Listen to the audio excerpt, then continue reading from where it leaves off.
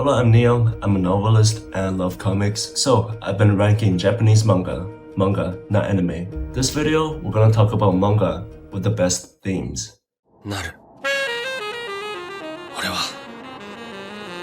絶対になる。 Themes are crucial. Usually, author thinks of what theme they want to convey, they want to talk about, and then build everything around it. In screenwriting, when you're pitching your project to a producer, the producer wants to know what your story is about through the theme, not the plot. So, theme is crucial. And if you want to know the difference between theme and controlling idea, go watch my last manga review video. Basically, a controlling idea is an argument of a theme, whether it's negative or positive. The manga I'm talking about today might not be the manga that conveys the most grandest, the most powerful themes, but rather the manga that most successfully convey the theme to the readers. Out of the 4 big seinen manga, only one manga has finished, and it finished just recently. Honestly, I didn't want to read this manga because I don't know anything about Vikings, and this guy just doesn't meet my impression of Vikings. And when I finally read it, oh, it's so good. Outstanding manga. If you're a fan of seinen, then you know exactly what I'm talking about. Makoto Yukimura, Vinland Saga, A tier.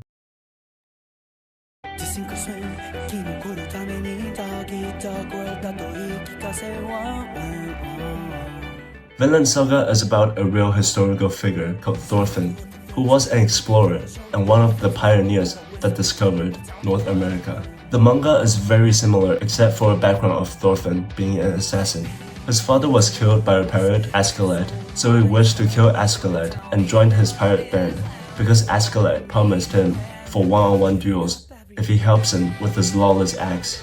Eventually, Thorfinn matures and seeks for peace, so he goes on a journey of exploration and coexists with everyone with peace, revenge, and pacifism. Plaster these 2 ideas into your mind.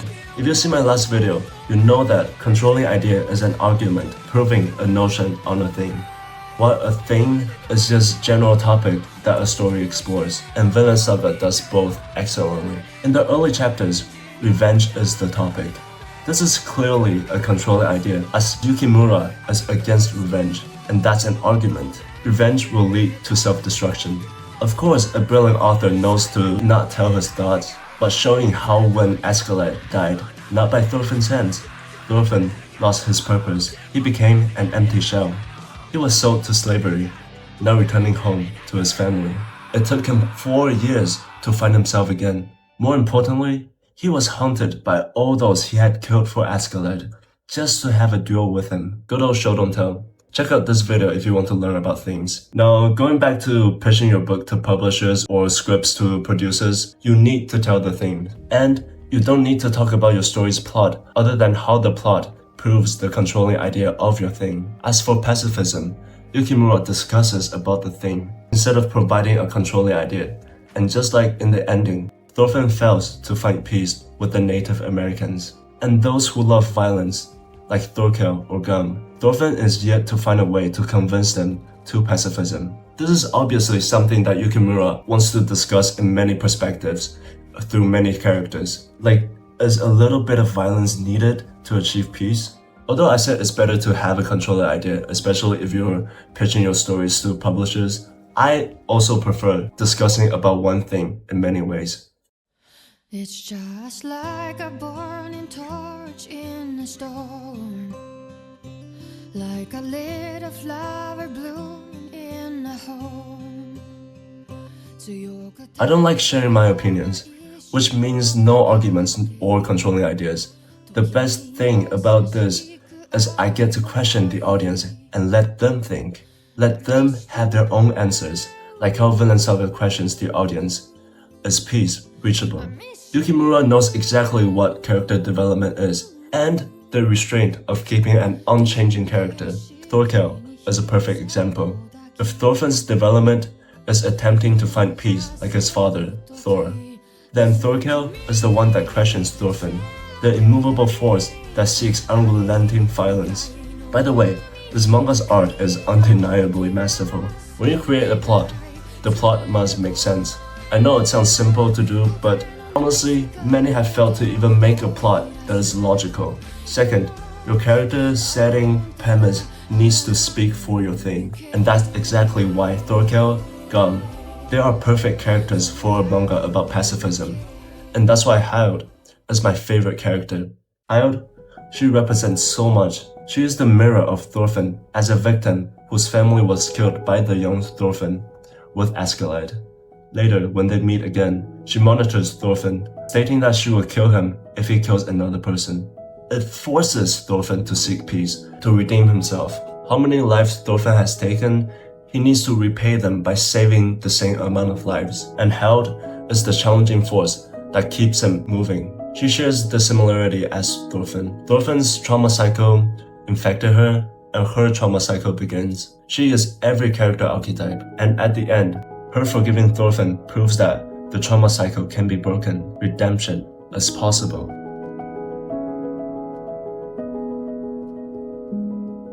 The second manga is a manga about music. I am almost certain that the author is not super knowledgeable in music.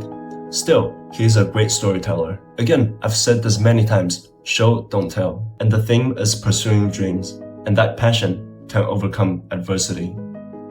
Junichi Ishizuka, Blue Giant, A tier.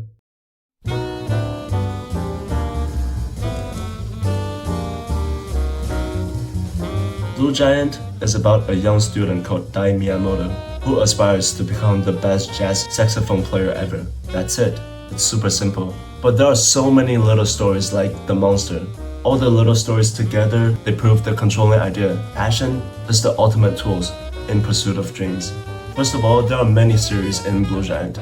I wouldn't call them story arcs or such, I'll just call them series. Because each of them set complete stories from start to finish, as Miyamoto goes from Japan to Europe to America. Before we go in order, I need to talk about the art. For a music manga, how does the author, Ishizuka, draw the stage differently? How does he convey differently?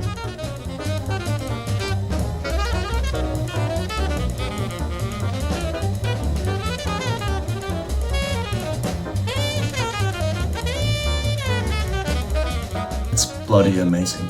I somehow get more thrilled than freaking Pitch Perfect or The Greatest Showman. This is a soundless manga. How is that possible? Someone like Thorfinn is the perfect protagonist to convey his theme, and Miyamoto too. The similarity between these two manga is that they both start from the beginning, when the protagonists were children. I love the interviews with almost every character Miyamoto has met to show how much influence he had given.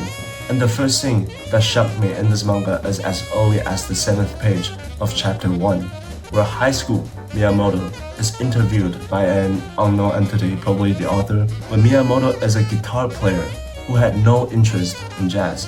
We see exactly the progress, step by step, of how Miyamoto became one of the best saxophonists in the world. To convey the theme, it's always better to show the protagonist encountering the theme, being influenced by it, doubts and contemplation, and then gaining a controlling idea. That's why I love stories going from the beginning, where the protagonists were children. As for the interviews in Blue Giant, to make an antagonizing villain or influential protagonist, other than showing character development progress, we should also hear from the others.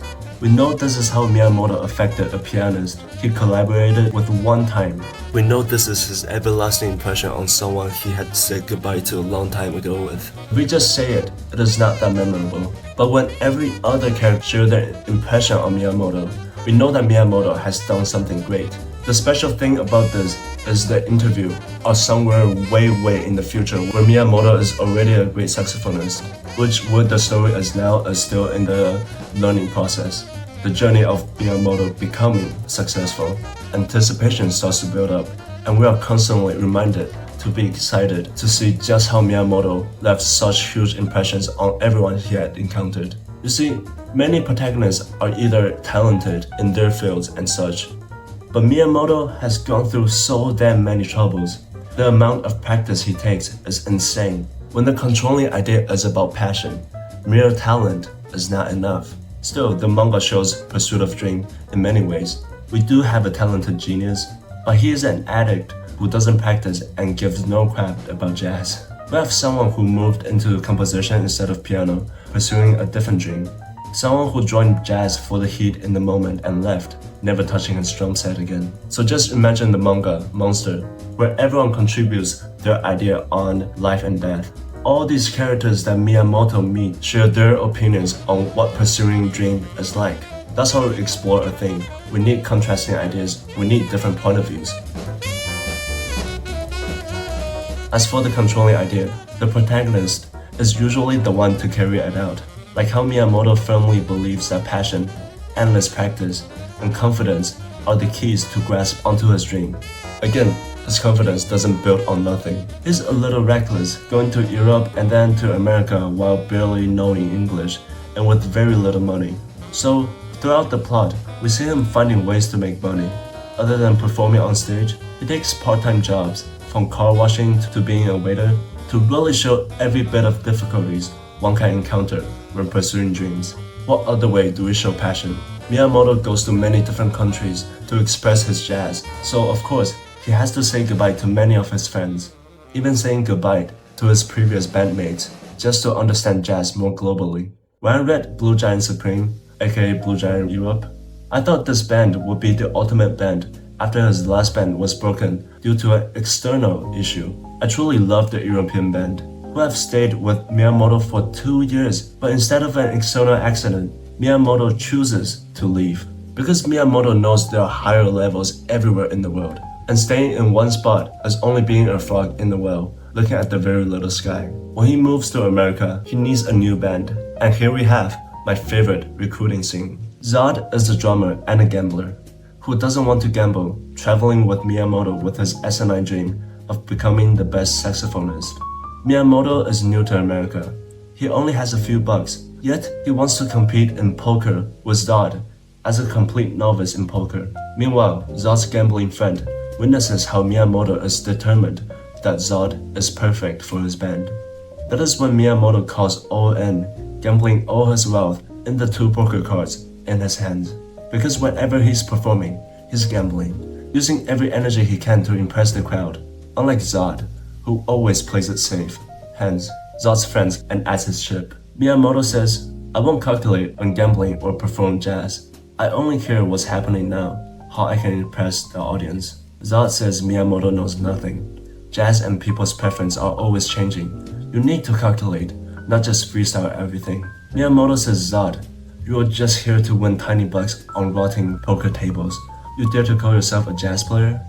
That is when Zod's friends ask what Miyamoto will do with Zod if he joins his band. Miyamoto says they will go everywhere in the world, even New York, to become the best jazz band in the world. Zod is wasting his expert drumming experience. And then the friend folds his card, meaning he forfeits. This baffles Zod. He no longer knows if he calculated Miyamoto's card correctly.